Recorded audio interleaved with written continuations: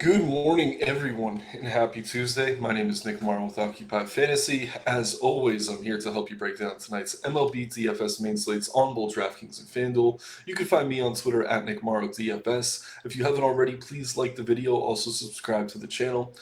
If you are not already a member of Occupy Fantasy, also check out the links in the description below. As a member, you get access to the model you'll see me using throughout the video. We also have a single lineup builder, multi-lineup builder, and a private Discord server full of DFS pros to help you improve your game. For a few more weeks, we also have the MLB Daily Plug article, of which we'll be featuring our favorite bad stacks and arms for each main slate. But without further ado, we got to get into it quickly today. We got 14 games to get through. So I'm going to do my best to kind of highlight my favorite plays. I'm going to talk through each and every game. I'm going to go through them rather quickly, but I do have a notepad file opened up here. I'm going to pull that over to my other screen. What I do is I list my favorite pitching options and stack options. So at the end of the video, I can kind of give a high level overview and let you guys know exactly which plays I'm on. So let's hop over to the pitcher tab of the model. I want to click refresh here. Still waiting on ownership for pitchers. It looks like we do have them for bats and stacks, that being ownership percentages. Let's see here. If we don't have it, can still go through. It's pretty clear, I think, where most of the ownership is going to be concentrated today as far as pitching is concerned. So yeah, we still don't have it. No big deal. Just make sure you're selecting the DK main or FanDuel main tabs if you are using the model here.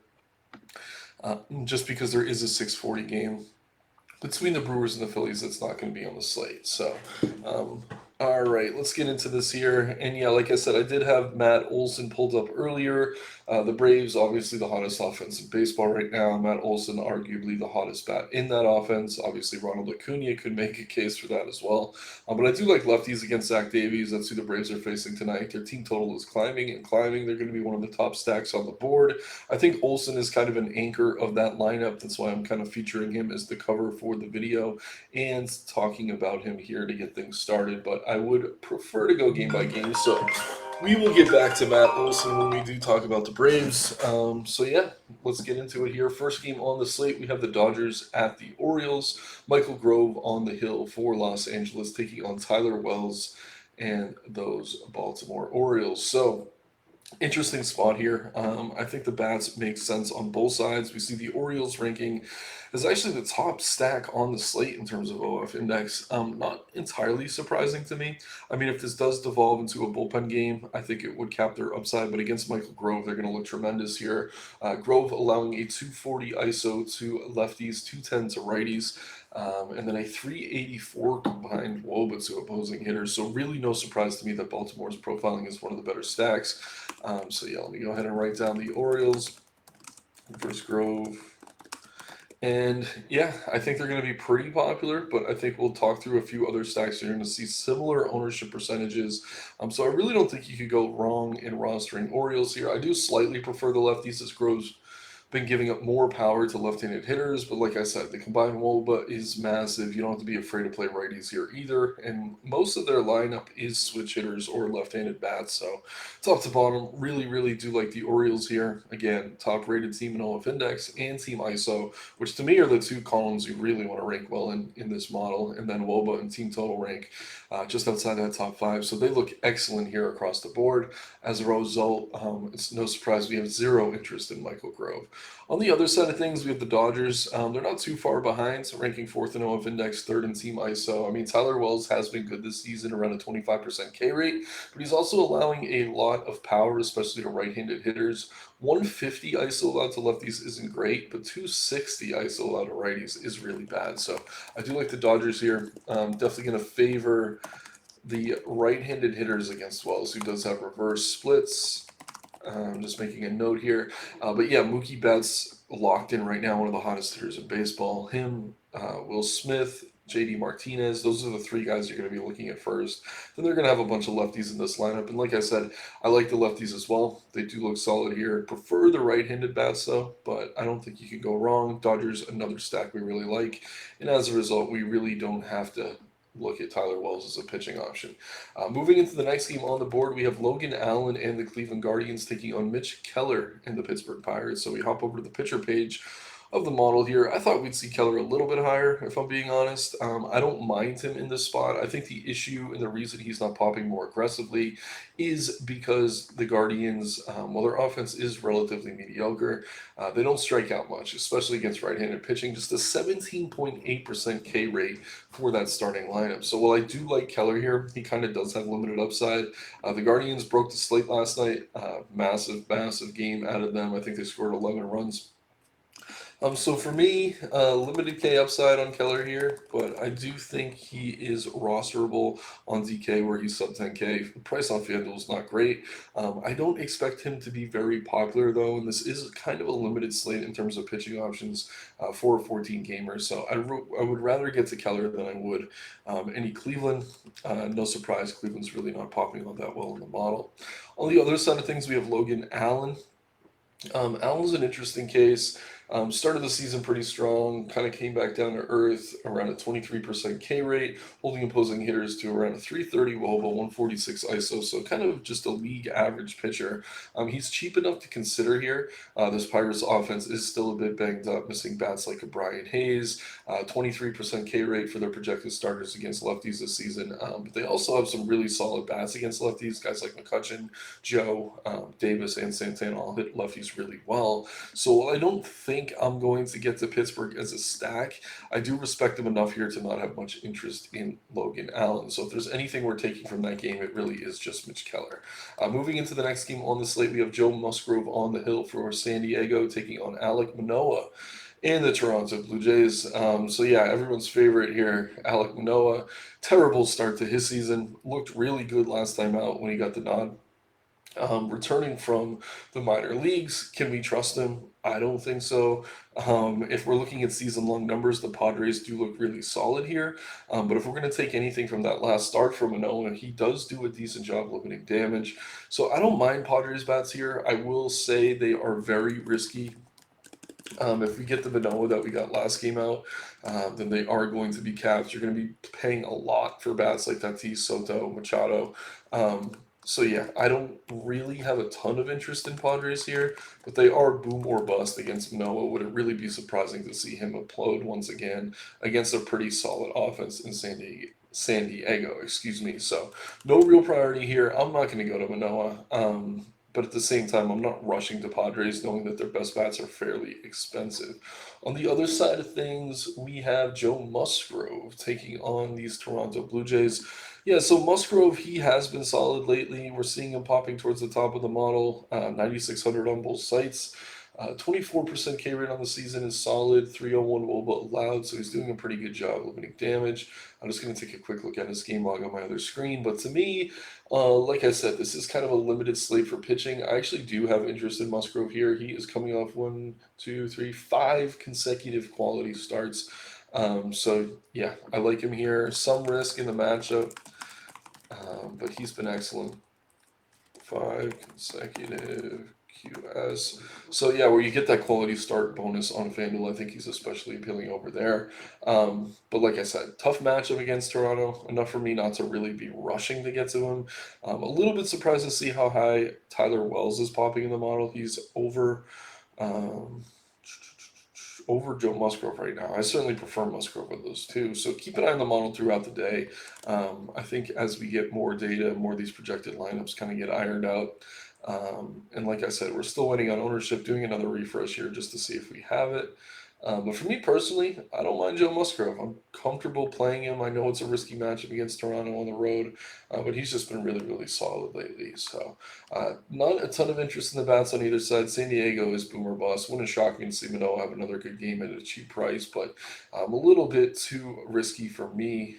In my taste anyway. So moving into the next game here, we have Anthony DeSclafani taking on Luke Weaver. That's the Giants at the Reds. So DeSclafani, he's been not great. Also kind of limited in his innings. So yeah, he's coming off starts where he's pitched 3 innings, 6 innings, 5 innings, 3 innings. It's rare we see him go 6. He is capable, but this matchup with the Reds on the road is a terrible one. I would much rather get to Red stacks.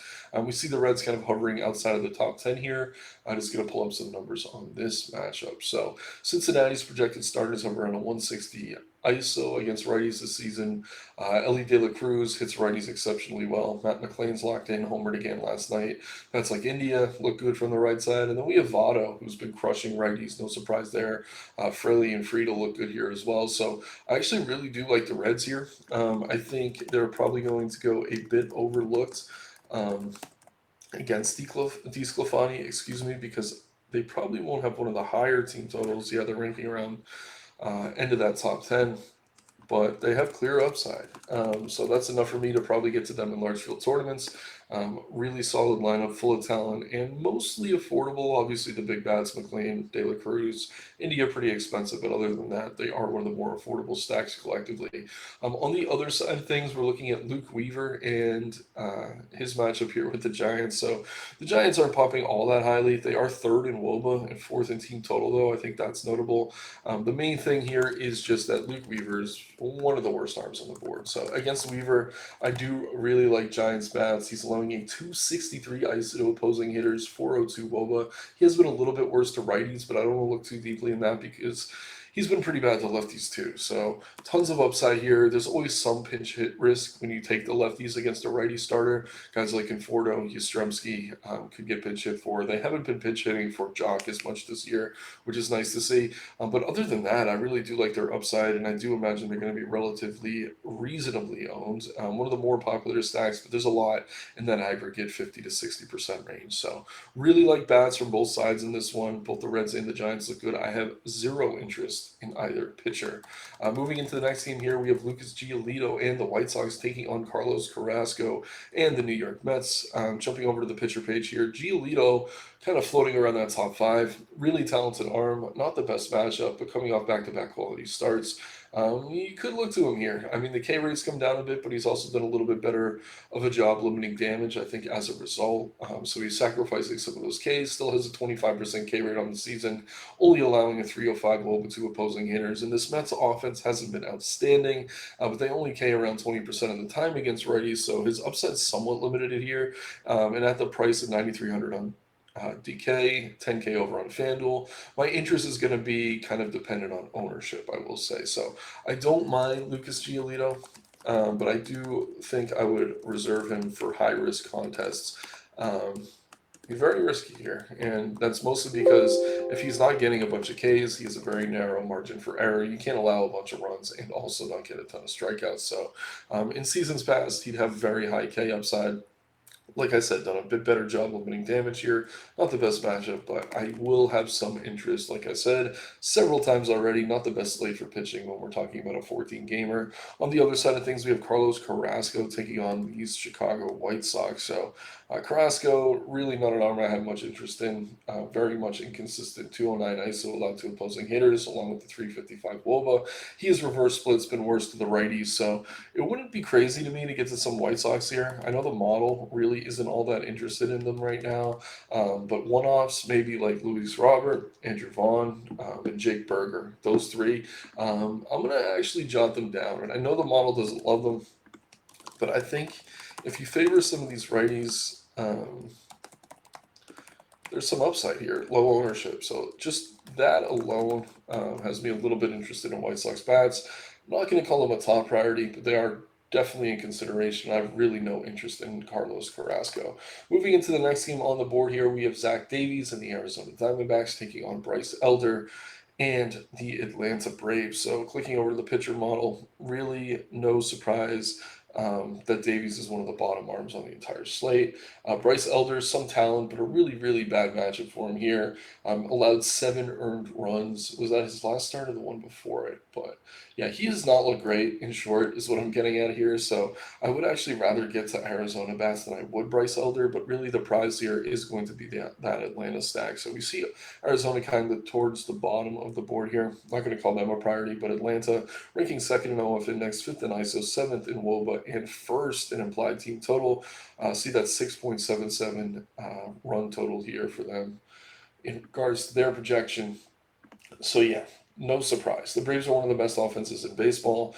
Their projected starting lineup today has a 222 ISO against righties, 361 WOBA. Those are tremendous numbers.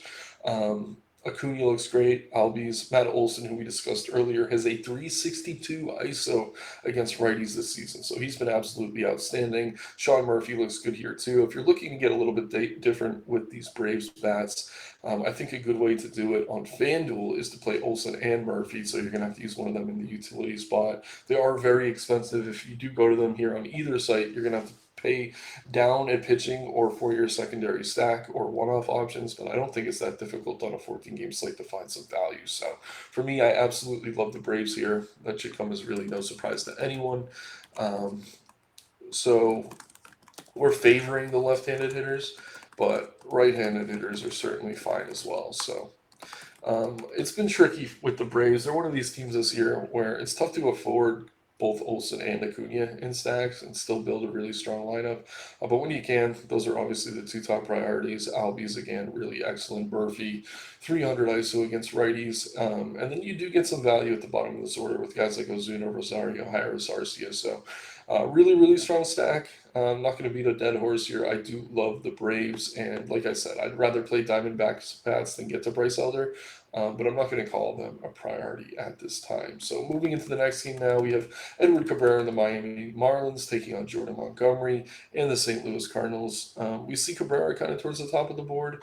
Cardinals obviously much better against left-handed pitching. The thing is, Cabrera's been, I think, down in the minors or injured. This is his first start back, so you got to proceed with some caution here.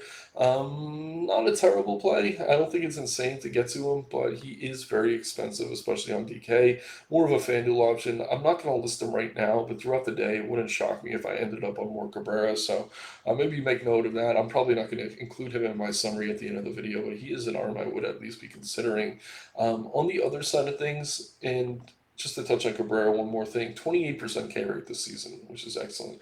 But yeah, Jordan Montgomery, just a 22% K rate, but he's done a really good job limiting damage. Very low 6% walk rate, pretty low whip as well. So I like them. I like him here. Some risk against this Marlins lineup, especially in one Jorge Soler, who is one of the more likely guys to homer on today's slate. So if you're someone who's into playing one-offs or home run bets, I do really like Soler to go yard here. But otherwise, I don't mind Montgomery as an option. I just think he's a little bit overpriced.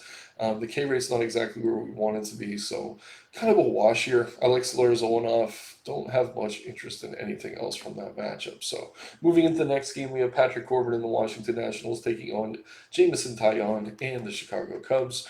Another interesting one in that I'm not crazy about bats on either side. There are some I would consider, and I'm really not all that interested in arms on either side. That's not really all that surprising. Patrick Corbin, someone I really do like to stack against. He has been a bit better than expected this season.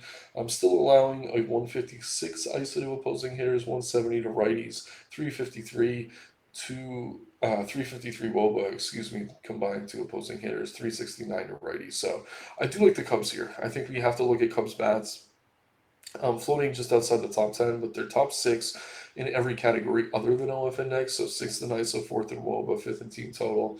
So I'll get to some Cubs here, but I will say Cubs versus Corbin, you have to favor the right-handed hitters. And I think other than Bellinger, who's really hot, they probably feature almost an exclusively righty lineup here. Ian Happ is a switch hitter, but definitely favor the righties. Zero interest in Corbin. But on the other side of things, Jameson Taillon, he has the opposite splits that we're dealing with Corbin. Taillon terrible against lefties. 329 ISO allowed to left-handed hitters this season. So the Nationals, never a stack we're really excited to get to. But I mean, if the wind is cooperative in Wrigley, blowing out a little bit, or neutral, right now it looks like it's blowing in around 9 degrees, which isn't major. But I will have some interest actually in Nationals bats versus Taillon, but you're really going to favor those left-handed hitters. I don't have much interest in the righties. Guys like Lane Thomas, Joey Meneses are two of their better hitters. But Abrams, Candelario, who's a switch hitter, Dom Smith, Corey Dickerson, if he makes the lineup, all those lefties have upside, and they're all very cheap. So I know the Nationals aren't really popping in the model, but if you're looking for a cheap secondary stack or something low owned, I do not mind them here. here at all against Tyon. Just keep an eye on the wind in Wrigley. It is the one park where wind is a major factor for sure. So moving into the next game on the board here, we have Taj Bradley on the hill for the Tampa Bay Rays, taking on Nathan Eovaldi and the Texas Rangers. So Bradley, another one of these young arms, very high ceiling but a very low floor, super volatile.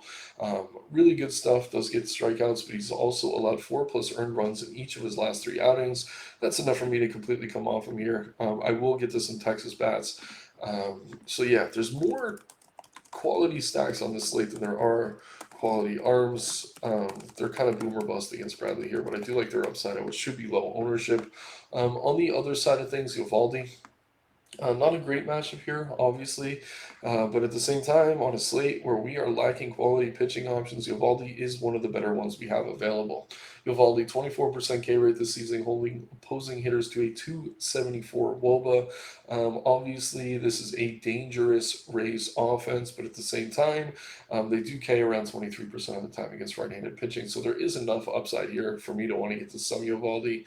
And yeah, the Rays, pretty low implied total. I think it's sitting just below 4 runs. And yeah, didn't have a great start heading into the All-Star break. We did see Eovaldi for 1 inning in that All-Star game, but he's well rested. He should be fine here. And like I said, on a slate where we are lacking quality pitching options, Nathan Eovaldi certainly makes some sense. I would say keep an eye on the ownership. If he's the most popular arm of the slate, I'd probably get away from him in tournaments just because it is a tough matchup. But at the same time, very high ceiling for Eovaldi here. He's shown time and time again he could put up numbers against anyone. And then, yeah, don't mind the Rangers bats, like I said before. Moving into the next game, we have Tariq Skubal and the Detroit Tigers, taking on Daniel Lynch and the Kansas City Royals. So, this may come as a surprise to some. Skubal might be my favorite arm on the slate today. Sub 9K on both sites, 39% K rate this season. Absolutely ridiculous. We're dealing with very small sample sizes here, but he's allowed virtually no power, and he's in a matchup tonight against one of the worst offenses in baseball. Still no Sal Perez for them. Olivares and Pasquantino are out as well. So the Royals offense wasn't very good to begin with. They're banged up. So for me, Skubal's one of my favorite arms on the board, regardless of format. I'm going to be loading up on him tonight. I'm hoping the ownership doesn't get too ridiculous. I would have loved if we had it right now to talk through it. But for me personally, my favorite arm probably on the board today is Tariq Skubal against these Kansas City Royals. On the other side of things, we have Daniel Lynch. Has been better than expected, but he is allowing a near 200 ISO to right-handed hitters, so I could see getting to some Detroit. The model agrees. 3rd in OF index, 8th in ISO, 5th in WOBA, but definitely favor the right-handed hitters here. So I'm just going to jot down Tigers against the lefty in Lynch and favor those right-handed hitters. So yeah, no surprise there. Torkelson looks excellent. He's probably the best bat in this stack. Andy Ibanez, I wish he was hitting higher in the order. Probably hit 6th or 7th tonight, but he has a 291 ISO against lefties this season. Jake Rogers, a catcher, Zach Short at the bottom of the order. I actually like the middle and bottom of this Detroit lineup even better than the top, which is a little bit surprising. But yeah, Torkelson's a priority. Javi Baez, obviously fine. Haas, Ibanez, Rogers and Short, not crazy about Miguel Cabrera, but he is dirt cheap, should make contact.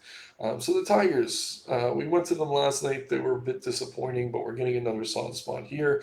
I do like Tigers bats, but once again, my favorite thing from this game is Tariq Skubal, probably my favorite arm on the slate, and I know that's risky, but he just looks outstanding here. 40% K rate is just insane, really, and this Royals offense is terrible. So I'm not going to dig too deep into that one. It's fairly obvious in my opinion. Moving into the next game on the board here, a little bit surprised to see Hunter Brown and Matt Coach for the for the Colorado Rockies. So I'm kind of stumbling over words here, just taking a minute.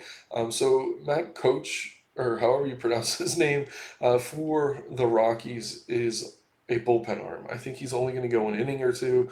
We see him at the bottom of the model here, 0.5 OF index rating. I don't know that I've ever seen a worse OF index rating for a pitcher. And then Hunter Brown, who's been good this season, 28% K rate, not allowing much power, allowing a little bit of contact. But yeah, in cores, I just don't have much interest. The Rockies are okay, certainly not a priority, but the Houston Astros against the Rockies bullpen, they are appealing to me here. So It is a bullpen game, which means they can't play matchups. They can't kind of pick and choose if they want lefties to face the lefties, righties to face the righties, etc. But guys like Bregman, Tucker, Yonder Diaz, McCormick, Dubon likely leading off. Um, Houston's offense is going to be appealing here. Keep an eye on the ownership. Let's see. Right now, for some reason, they have 0 in the model. I think that's because there was no implied totals yet for this game. So keep an eye on that. I do imagine they're going to be relatively popular. But versus the Rockies bullpen, the Astros are an exceptional stack. Just keep an eye on the ownership. 0 interest in coach. He is a bullpen arm. And then on the other side of things, I guess it's not insane to maybe play Hunter Brown, especially on a slate where we're lacking quality pitching options. But it is Coors Field. His K rate hasn't really been where some of the other top arms on the slate are. But I guess in that same breath, I take that back. I mean, 28% is really good, but it's Coors Field. And I mean, you hear me going back and forth with myself here.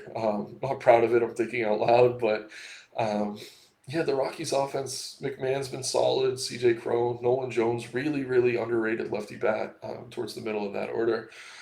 So yeah, I don't mind Brown just because he has a high K rate and he's going to be unowned. And for that alone, I have some interest in tournaments. But I would rather get to these Rockies bats. But I'm really not going to call them a priority. Moving into the next game on the board, we have Domingo Germán taking on Patrick Sandoval. That's the Yankees at the Angels. We see Germán in the middle of the board here. Borderline viable. Obviously had the perfect game earlier in the season. 25% K rate. Angels are banged up. But they're still pretty dangerous. They got Otani and Moniak towards the top of that order. Both bats that profile exceptionally well against Germán here. So, yeah, Angels are okay. Not rushing to get to them against Germán. But I do respect them enough not to really prioritize Germán. Then on the other side of things, I really don't have much interest in Sandoval, but these Yankees bats have been mostly terrible. So I really just have no interest in either side of that one. So if anything from this game, would probably be Angels bats. Not a ton of interest in Germán. Definitely no interest in Sandoval. And while I do like Stanton and Peraza at the top of the Yankees order, it's tough for me to really call them a priority here. Next game, we have Chris Murphy, likely the long man for Boston tonight, taking on Luis Medina in the Oakland Athletics. So Medina's pretty much terrible. So we're going to go ahead and call Boston one of the better stacks on the board. Red Sox versus Medina and A's bullpen. Just clear upside against the bad arm. I don't need to dig too deeply into that one. Keep an eye on their ownership, but they rank second in ISO, first in WOBA, third in team total. So a little bit surprised they're only ninth in the model, but I wouldn't be surprised to see them climb a bit throughout the day. Obviously, no interest in Medina. Then we have Chris Murphy on the mound for the Red Sox as the long man. Last night, Pivetta was outstanding as the long man. Murphy probably on a bit shorter of a leash, and the A's, while they're terrible, a little bit better against lefties. So I do not have much interest in that side of things. So if there's anything from this game I like, it's the Red Sox bats. I do expect they draw some significant ownership, though. Moving into the last game on the board here, we have Bailey Ober taking on Brian Wu. And this is a game where we're going to have more interest in the arms than we do the bats. Wu, one of the more talented young arms in the league, and Ober coming off back-to-back quality starts. Over around a 25% K rate this season. This Mariners offense does have some pop, but they also strike out a ton. 26% K rate for their projected starters against right-handed pitching. On the other side of things, Brandon Wu, 30% K rate to start the season. He has had trouble against lefties, but he's very cheap. 7,900 on DK, 8,100 over on FanDuel. I do expect him to be one of the more popular arms on the slate today. He is rating as the best arm in our model, so I'm going to have a ton on Brian Wu. I think he's really solid here. But keep an eye on the ownership. There's a lot of arms in that kind of that mid-range that have upside, so you don't want to get too close to the field. But again, 30% K rate against an offense that has a 27% K rate against righties. Clear and obvious upside. So just to give kind of the slate overview, we already threw the team by team. Wu, who we just talked about, very high K rate here against the Minnesota team that strikes out a bunch. Don't mind Eovaldi against Tampa, even though it's a tough matchup. Tariq Skubal, going to throw some stars next to him. Probably my favorite arm in the slate. Priced about the same as Brian Wu. Likely lower owned as well, but keep an eye on that. I can't really say that with confidence. I'm going to have to wait for those ownership percentages to come out. Keller looks good here, but it's a limited K upside matchup against Cleveland. Bailey Ober looks good here. Certainly slightly riskier, but very high K upside matchup against Seattle. Then Joe Musgrove against Toronto. Some risk in this matchup, coming off 5 straight quality starts. He looks good. And then Lucas Giolito, another boomer bust play. Don't mind seeing him. And I'm going to dig a bit deeper into Ed Cabrera. I think he could be viable here if he's going to get his full run, but a bit banged up. I want to look into that a bit more. Then we're talking about stacks here. So we get the Braves against Davies. Favor the left-handed hitters. Love Matt Olson. The righties are fine here as well. Murphy, Acuna, etc. Red Sox against Medina in the A's bullpen. No surprise they look good. Astros in Coors Field. Obviously going to be popular. It is a Rockies bullpen game. So clear upside there, but they can play the matchups and maybe limit that a bit. I really like the Orioles against Grove. Dodgers against Wells favor the righties. Tigers versus Lynch favor the righties. They're very cheap. Reds versus DeSclafani, clear upside. Giants versus Weaver. Cubs versus Corbin favor the righties. Padres versus Manoah. That's a boomer bust spot for both Manoah and that Padres team. Just really tough to know what to expect out of him. Nationals against Tyone favor the lefties. Rangers versus Bradley. They are boomer bust. And then we have White Sox versus Carrasco favor the right-handed bats. Definitely like Luis Robert tonight. Once again, my name's Nick Marro. If you haven't already, please like the video. Also subscribe to the channel. That helps us get more free content like this out to you. Follow me on Twitter at Nick Marro DFS. If you're not a member of Occupy Fantasy, check the links in the description below. Let's have some fun tonight, everyone, and make some money. Take care and good luck.